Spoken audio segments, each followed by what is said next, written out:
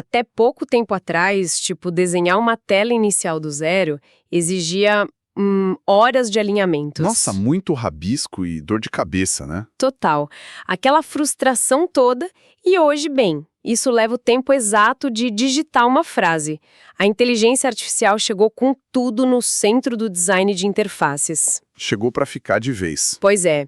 E na nossa imersão de hoje, a gente vai usar como base um artigo da Exame de agosto de 2026. A missão é entender como o Figma AI está mudando a criação de protótipos digitais. É um tema fantástico, mas vale dar um contexto inicial logo de cara. A ideia da ferramenta não é entregar um trabalho finalizado para os profissionais de produto. Não é para cruzar os braços, né? Exato. É mais para acelerar a largada mesmo. O ganho real está em dar aquela tração inicial para as equipes de marketing, produto e a galera de tecnologia. Acabar com aquela famosa síndrome da página em branco. Isso. Em vez de começar do nada, o projeto já nasce em cima de uma base estruturada. Mas eu fico pensando nos bastidores disso. Como que uma ideia abstrata em texto vira uma interface real? Porque a IA não está só colando uma imagem estática ali na tela, certo? Não mesmo. Ela atua por trás dos panos. Ela traduz aquele texto em vetores matemáticos, caixas reais, botões que a equipe pode editar direto na plataforma. Ah, entendi. Essa é basicamente a mecânica do recurso chamado First Draft. Tipo, a pessoa digita página de checkout para uma loja de imóveis com formas de pagamento. E aí a tela parece mágica. Quase mágica. O modelo converte essa intenção em wireframes, que são aqueles esqueletos básicos de design, sabe? Feitos só com caixas e linhas para guiar onde fica cada elemento. Saquei, só estrutura. Isso. E aí tem o Figma Make, que avança mais uma casa.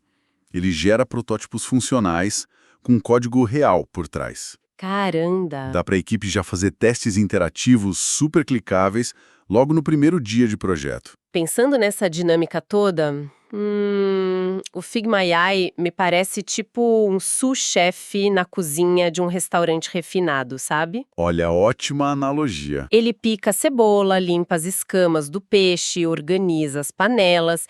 Ele resolve todo aquele trabalho de base que é pesado.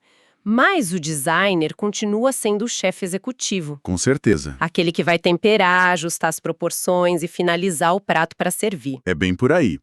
E seguindo essa lógica da cozinha, esse sous-chefe digital é excelente para preparar as receitas que ele já conhece. Como assim? É que a IA foi treinada com um volume imenso de interfaces que já existem na internet. Então ela acerta em cheio naqueles padrões de navegação muito comuns, tipo um aplicativo de banco ou um e-commerce. Ah, faz sentido. Agora, se a demanda for criar um layout editorial altamente inovador ou algo que fuja totalmente das regras visuais estabelecidas, aí o sistema ainda tropeça bastante. O que me leva a pensar muito sobre os comandos. O jeito de pedir. Sim, o prompt é tudo. Se a máquina sofre com o que é muito fora da curva, dá um comando genérico do tipo, faz um app de finanças aí, dificilmente vai gerar algo aproveitável, né? Não vai mesmo. O nível de especificidade muda completamente a entrega. O limite da ferramenta é ditado pelo prompt do humano. Então tem que ser bem detalhista? Muito. A própria matéria recomenda dividir o trabalho em etapas claras. Em vez de um comando vago, detalhar o público e a funcionalidade. Tipo como, por exemplo... Pedir um aplicativo de controle financeiro pessoal para profissionais de 25 a 40 anos e descrever o que deve aparecer. Isso força o sistema a buscar os blocos de construção exatos. Entendi. Mas olha só, tem um outro lado dessa automação que é muito menos glamuroso, mas honestamente parece um mais salvador no dia a dia. Acabar com o trabalho braçal. Nossa, sim! Remover fundos de dezenas de imagens, traduzir blocos gigantes de texto ou renomear milhares de camadas. Renomear camada uma a uma é terrível. É um pesadelo na vida do designer. E a inteligência artificial assume essas tarefas chatas quase instantaneamente. O que libera um tempo absurdo, né? Tempo super precioso. Aquelas horas que eram gastas ajustando as camadinhas podem ser redirecionadas para pensar na estratégia, na experiência de quem vai usar o software. Nas decisões criativas que a máquina não toma. Exatamente. Mas aqui entra um certo ceticismo da minha parte. Eu sou meio cética com isso. Pode falar. Uma interface gerada em 5 segundos pode até ser visualmente bonita, estar com as camadas organizadas, mas isso não quer dizer que a usabilidade é boa na prática. Design não é só estética. Um ponto vital.